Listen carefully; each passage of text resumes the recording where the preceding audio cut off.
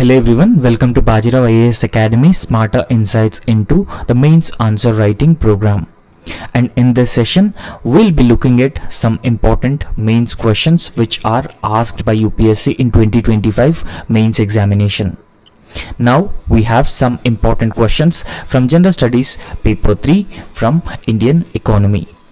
So we'll understand the structure, presentation, and we will also understand the core demand of the questions which are asked, so that we can get important insights into the mains answer writing. So the first question which is asked by UPSC is distinguish between the Human Development Index and the Inequality Adjusted Human Development Index with special reference to India. And why is the Inequality Adjusted Human Development Index is considered a better indicator of inclusive growth in India? So therefore, this answer has two parts and you need to address these two parts in your answer. And the modal framework of the answer, in the introduction, you just briefly introduce about the Human Development Index. So we knew that United Nations Development Program publishes the Human Development Index. Now you need to define what is Human Development Index in the introduction. You say that it is an average achievement or measurement of average achievement in healthcare, education, income, while Inequality Adjusted Human Development Index, it adjusts for inequality in these dimensions. And in the body part of the answer, you need to talk about the Human Development Index and then the Inequality Adjusted Human Development Index, because in the first part of the answer you need to distinguish between these two indicators with special reference to India. That means you should present examples and data to support your arguments. And in the second part of the answer, you need to write why is the Inequality Adjusted Human Development Index is considered better indicator for inclusive growth in a country like India. And in the conclusion of this answer, you just have to mention that the Inequality Adjusted Human Development Index better reflects inclusive and equitable growth outcomes. So this is the basic framework of the question. Now always remember that whenever you write any mains answer, you always try to divide the question into the component parts and address each of these component parts with sufficient examples and data to make sure that you get good marks in your answer. Now, as I've already told you that the Human Development Index is published by or developed by the United Nations Development Program. You just briefly mentioned this in the introduction. And in fact, the Human Development Index, it actually measures the achievements of a country in three important dimensions. One is healthcare, education, and the standard of living of people. So these are three dimensions based on which the Human Development Index of any country is compiled by the United Nations Development Program. However, it does not account for inequality in any country. So we all knew that a country like India, where there are income inequalities and regional inequalities which are existing, and they are further deepening as well. And then you need to briefly introduce the Inequality Adjusted Human Development Index. However, the Human Development Index is not taking into consideration the inequality as a dimension. However, the Inequality Adjusted Human Development Index addresses this by incorporating inequality as a dimension in this. So therefore, it can actually offer a more realistic view of the human development in a society like India. However, if you look at India's ranking in both indices, it reflects not only a progress but also a persistent disparities in the development. So in the body part of the answer, as I have already told you that you need to divide the question into a number of component parts. So firstly, you need to mention the key differences between the Human Development Index and Inequality Adjusted Human Development Index. First, mention the nature of measurement of Human Development Index and Inequality Adjusted Human Development Index. And in fact, the Human Development Index, it measures the average achievements in the key dimensions. So the key dimensions are three dimensions, including healthcare, education, and standard of living of people in that particular country. So therefore, these are the three dimensions which the Human Development Index takes into account. However, the inequality adjusted Human Development Index, it reflects the actual achievements after adjusting to inequality in a particular country. However, if you look at India's HDI ranking in the year 2022, a 0.633 is the overall score of India, and India's rank is 134th. However, after the HDI is adjusted to inequality, India's rank fell, or India's score fell to 475 after inequality adjustment. So for every point you need to mention such specific data as well to make your answer more and more effective. Next, we need to talk about the consideration of inequality as a factor. In the HDI, the Human Development Index, it ignores the distribution factors. And in fact, the averages taken in the Human Development Index, they may mask the existing disparities among the people and the societies. However, the inequality adjusted Human Development Index, it penalizes the countries with wide disparities, whether the income disparities or the regional income distribution disparities. For example, disparities in healthcare, education, or income. So therefore, the inequality adjusted Human Development Index penalizes the countries with wide disparities in the areas of healthcare, education, and income. And in fact, India's IHDI loss due to the inequality is about 25%. So therefore, it highlights the existing inequalities in access to healthcare and education. So we all knew that as per 2011 population census, around 21% of India's population are living the below poverty line. Now, apart from people living below poverty line, most of the people have no access to education and healthcare. So therefore, this inequality adjusted Human Development Index rightly recognizes the shortcomings which are existing when it comes to India's access to healthcare and education, or existing disparities in healthcare, education, and income. And then you need to talk about the policy implications. Now, in the area of policy implications, the Human Development Index, it helps set broader development goals. However, the inequality adjusted Human Development Index aids in targeted policy formulation for the vulnerable groups. And in fact, for a country like India, rather than setting up larger or broader development goals, it is always helpful if we have a policy which is formulated in a specific way for the targeted population.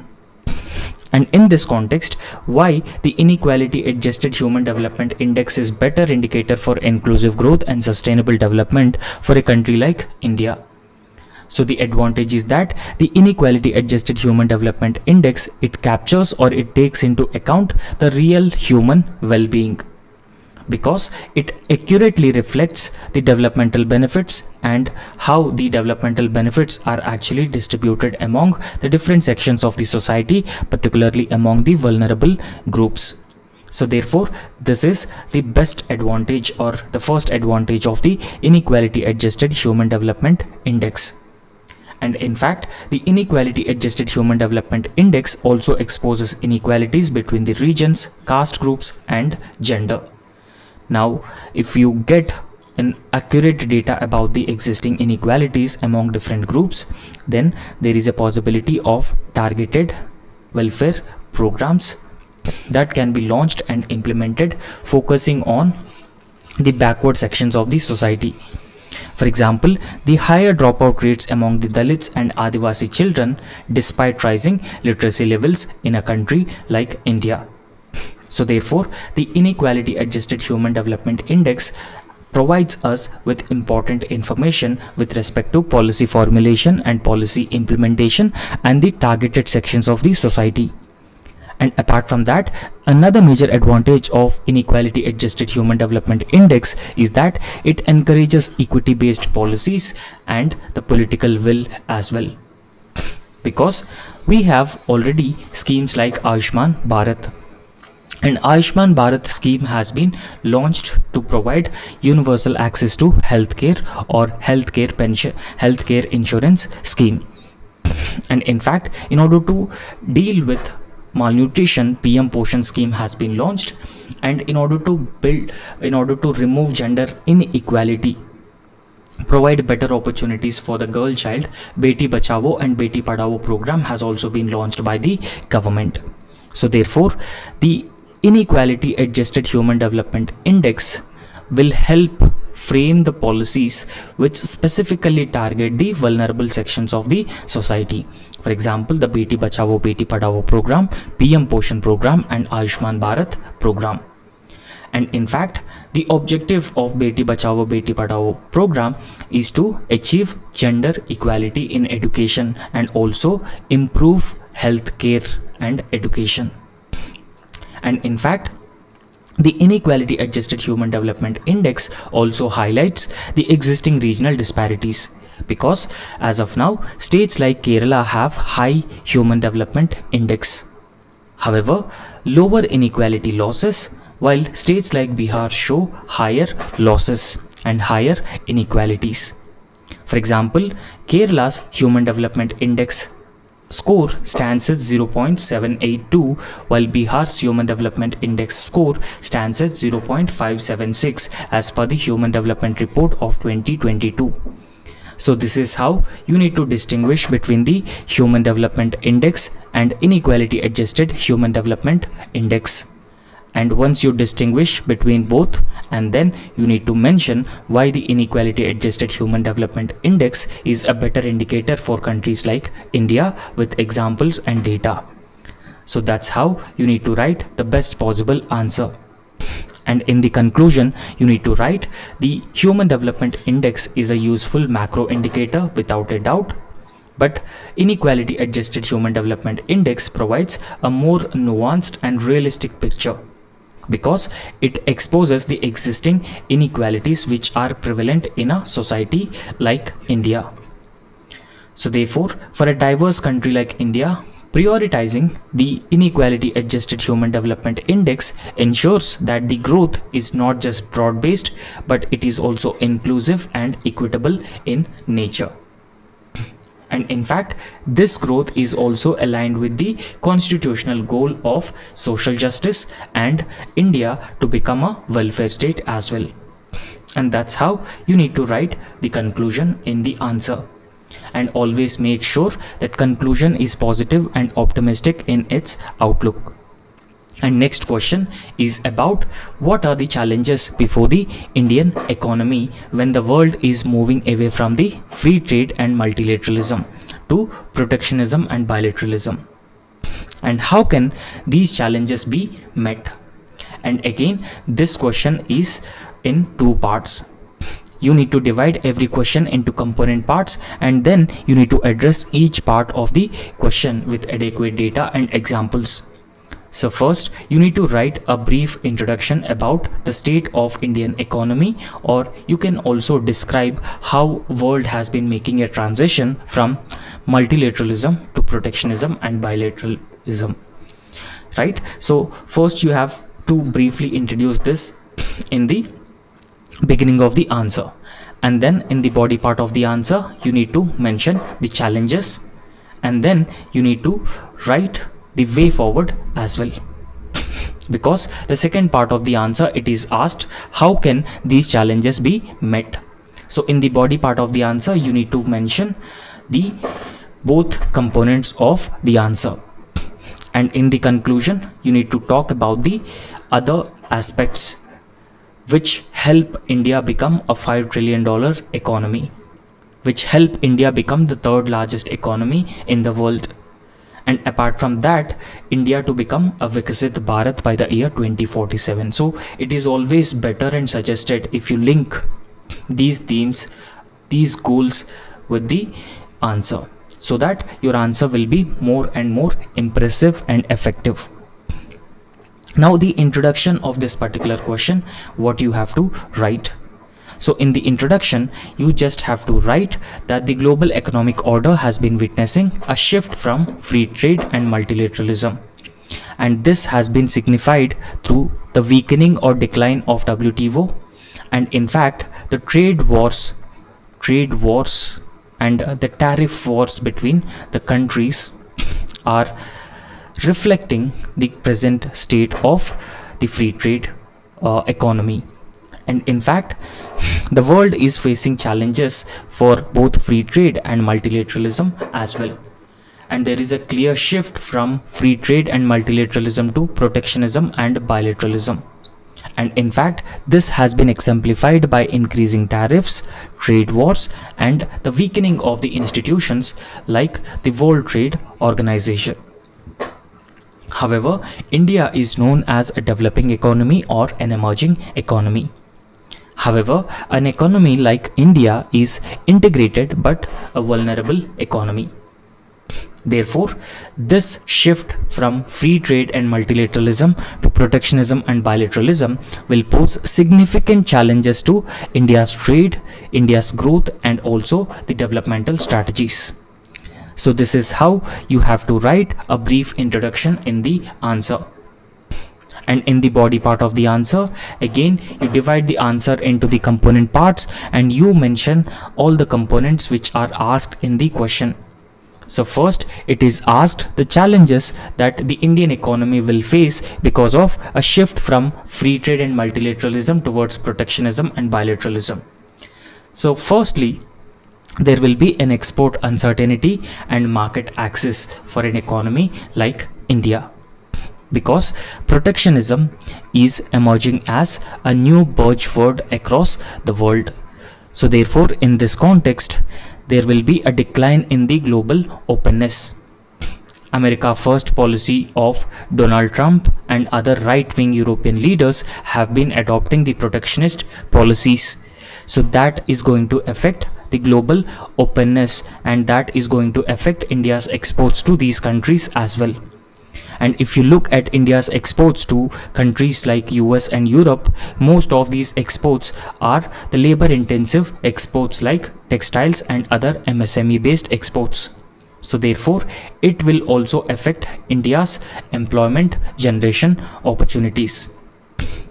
And therefore, India is also enjoying a trade surplus with most of the European countries and also US.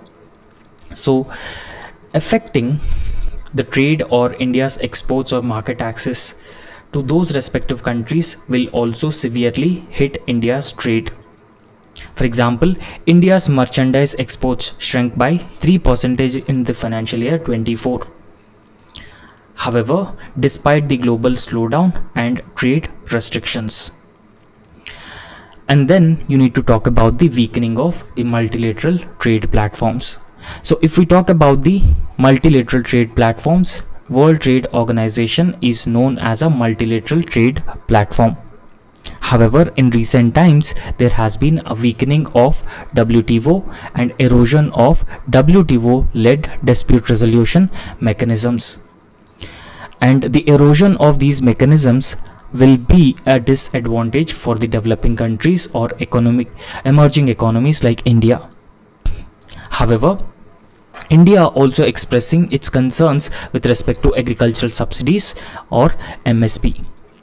However, the concerns that has been raised by India, they remain unresolved because of the weakened global consensus on these issues. And apart from that, dependence on specific markets, lack of diversification is also another major problem that Indian economy may face because of this shift. In fact, the bilateralism increases over-dependence on few partners. So this makes India vulnerable to the geopolitical shifts. For example, India's dependence on China for electronic components, because more than 40% of the imports of electronics are from China itself. So therefore, it obviously poses some strategic risks for India's electronic imports. Apart from that, India also importing the critical minerals from countries like China. So however, recently China has imposed some restrictions on export of critical minerals to India, and that badly hit the domestic industries. So therefore, in this context, India should focus on diversification, and India should also focus on supply chain resilience. And then we should also talk about the risk to the global supply chains, because the protectionist barriers imposed by some countries may disrupt the value chains of critical value chains which are critical for Make in India and the manufacturing growth in countries like India. During the COVID-19 pandemic and post COVID-19 also, the supply chain bottlenecks delayed the production and export in auto and electronics sectors. And apart from that, difficulty in foreign direct investment and technology transfer from the developed countries is also another major challenge that the emerging economies like India may face. Now, in this context, the reduced global cooperation may limit FDI inflows, the technological access, and the joint ventures as well. However, India so far received 70.9 billion in the financial year 2022. However, but growth has slowed due to the investor caution amid the trade tensions all across the world. Now, in this context, you should also write way forward as the second component in the answer. So firstly, you need to talk about the strengthening domestic manufacturing in India. When I say manufacturing, particularly the domestic manufacturing, we should focus on MSMEs because these are the labor intensive industries. They can create large scale employment opportunities. The government of India has already announced the production linked incentive schemes, infrastructure and logistics to boost the competitiveness and self-reliance in India is very important. So we should focus on reducing the logistic costs, and we should also promote ease of doing business. So that will attract the investors on a large scale to a country like India. And apart from that, it is very important to diversify our export markets. So for that to happen, we should focus on countries like Africa, Latin American continent and Asian, so that we can reduce our dependence on US, China and European Union corridors. Because in US there is a huge uncertainty with respect to China, we have a huge trade deficit, and European Union countries, so they are not open to the Indian goods as well. And apart from that, the strategic bilateral agreements are also another important way forward. So India can go for the free trade agreements with the other countries, as we already have these free trade agreements with countries like UAE, Australia, and in fact with UK we are going to sign a free trade agreement, so that we can secure the market access and investment flows into Indian economy. So that will help meet the challenges of the existing shift in the global economy. And then there is a need to invest research and development and innovation. For that to happen, there is a need to promote tech-driven sectors to attract the global value chains and also reduce import dependence on India. So therefore, we should invest in the research and development and innovation on a large scale. So this is how you have to write a way forward as well in this answer. However, in the conclusion, what exactly you should mention? And in fact, throughout the world, we have been experiencing protectionism and bilateralism, and that could challenge India's global trade prospects. However, they can also offer opportunity to further strengthen the domestic capacities and also the strategic alliances for India with other like-minded countries. However, with the right mix of the policy, resilience and reform, Indian economy can transform the global shifts into a roadmap for the Atmanirbhar Bharat that has been announced by the Prime Minister Narendra Modi during the COVID-19 pandemic, and we will be able to achieve the sustainable economic growth and economic leadership as well in this uncertain world. So that's how you need to write the conclusion in this answer. And next question is, explain the factors which are influencing the decision of the farmers on selection of the high value crops in India. So in General Studies paper 3, questions on agriculture are very common. So you can expect at least 50 marks worth of questions from General Studies paper 3. In the General Studies paper 3, at least 50 marks questions are from the agriculture as a topic. Now in this context, you need to explain some factors which influence the decision of the farmers when it comes to the selection of high value crops in India. Now in fact, this answer has only one single component. You need to explain the factors with example and data and how these factors influence the decisions of the farmers. Now in the introduction, farmers select the high value crops. So the high value crops will provide them better income and market opportunities. And in the body part of the answer, again you need to divide this one component into the multiple subcomponents. For example, the economic factors, infrastructure, policy support, and the agroclimatic suitability. So this is how you need to divide this question into multiple component parts. And in the conclusion, you need to talk about the balance, support and risk mitigation are key to encourage the high value crop adaptation. Right? So always make sure that the conclusion is positive and optimistic. Now in the introduction, you briefly talk about the high value crops. For example, there are several horticulture crops which are considered as high value crops. For example, fruits, vegetables, spices and flowers, including the medicinal plants. So these horticulture crops are known as high value crops because they can offer better returns per unit area compared to the traditional cereals. However, in India, decision to grow the high value crops is shaped by complex interplay of economic, ecological, infrastructural and policy related issues. So in a nutshell, there are several other factors which influence the farmers' decisions when it comes to selecting the high value crops. However, understanding these factors or having a comprehensive knowledge about these factors will help in promoting crop diversification, which is very important for sustainable agriculture, and increasing the farm income. Again, it is also very important to make agriculture more and more profitable and also achieving sustainable agriculture.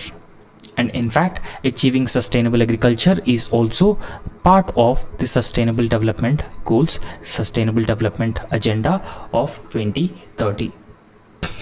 Now, this is how, in an impactful manner, you need to write the introduction for this question. And in the body part of the answer, as I've already told you that this body part has only one single component, but you need to mention the subcomponents as well in the answer. So firstly, you need to talk about the economic considerations, which are economic factors which influence the farmers' decisions when it comes to selecting the high value crops. Firstly, the farmers look at the profitability and the market prices of a particular crop, because farmers chooses the high value crops which give higher income potential or which have the higher income potential and a better price realization after the harvesting. For example, the horticulture crops like tomatoes, pomegranates, they offer 3 to 5 times more returns than the cereals. So therefore, farmers select such high value crops which gives them the higher returns and better price realization after harvesting. And then the market demand and export potential is also another very important factor that determines the decision of the farmers to cultivate the high value crops.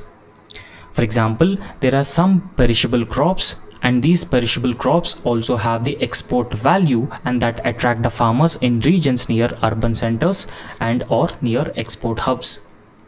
For example, if you look at the data on India's agriculture, horticulture production, it is 355 million tons in the financial year 22-23. So therefore, the total horticulture production in India has surpassed the food grain production in India. And then you need to talk about the infrastructure and the support systems as other factors which influence the farmers' decisions. For example, access to irrigation and the storage facilities. In case of perishable items, the farmers need to have access to the storage facilities. If farmers have assured irrigation and if they have access to the cold storage, that will reduce the post-harvest losses of the farmers. However, the lack of cold chain leads to 15 to 20% wastage in fruits and vegetables as per the data provided by the Niti Aayog. And another very important factor, the proximity of the farmland to the mandis and the processing units is also another very important factor which influences farmers' decisions regarding the cultivation of high value crops. Because the farmers near agro-processing zones and urban mandis are more likely to shift to the high value crops, because it is easier for them to transport these crops to these agro-processing zones or urban mandis so that they can get a better price for their produce. And apart from that, the institutional and policy support is also another very important factor which determines the decisions of the farmers. For example, government launches various schemes, and in fact minimum support price is one of the factor which influences the decisions of the farmers with respect to cultivation of high value crops. Absence of MSP for most high value crops discourages the adoption by the farmers, right? So for example, Mission for Integrated Development of Horticulture supports the high value crop promotion. However, the most of the horticulture crops are not covered under the minimum support price category. And then we need to talk about access to credit and insurance as well. Risk associated with perishable crops makes access to crop insurance and loans critical and very important. So therefore, access to credit and insurance is also another very important domain which influences the farmers' decisions. And then we need to talk about the socio-environmental factors and how these socio-environmental factors influences farmers' decisions. For example, climate and soil suitability. So this is another very important factor. In places like Kashmir, saffron is cultivated and it is commercially valuable. However, states like Tamil Nadu, they cultivate turmeric and again it is a commercial crop which a huge value. And apart from that, the traditional knowledge and the risk appetite from the farmers is also another very important factor. Because the small holders with less risk tolerance, they often avoid the high value crops because of the price volatility and the perishability of the high value crops, mostly the horticulture crops. Now in this context, when you are writing conclusion for this answer, the selection of high value crops in India is influenced by both enabling and limiting factors. However, it ranges from the profitability and market access to risk and infrastructure. So we have discussed all the factors which have been influencing the farmers when it comes to deciding on the high value crops. However, a focused approach on the part of the farmers that involves investment in infrastructure, risk mitigation tools, policy reforms is essential and important to support farmers in making a transition towards high value and income enhancing agriculture. So that's all in this lecture, and thank you so much. Please like a video and also subscribe our YouTube channel, and thank you so much.